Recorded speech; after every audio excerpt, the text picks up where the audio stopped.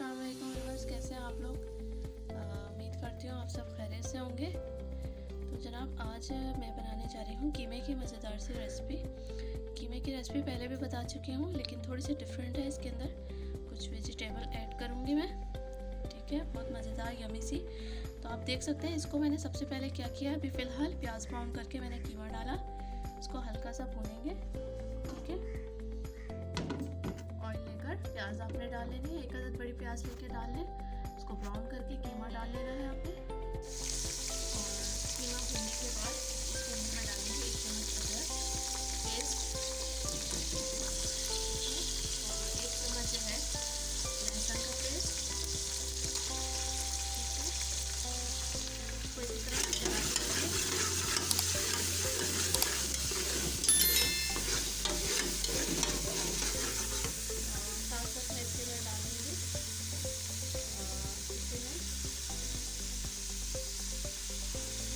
Spoon से 1 चम्मच मैंने हल्दी पाउडर, चम्मच, ठीक है।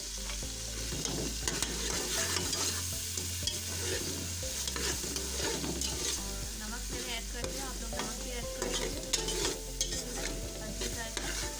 और इसको मुझे थोड़ा सा भून कर इसके अंदर टमाटर ऐड करूँगी।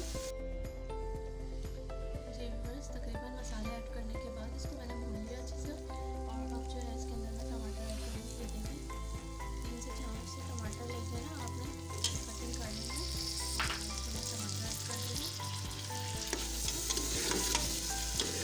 इसको जो है वो थोड़ा सा चलाकर, और अब इसके अंदर जो है मैं पानी ऐड करके ना कीमे को गला लूँगी।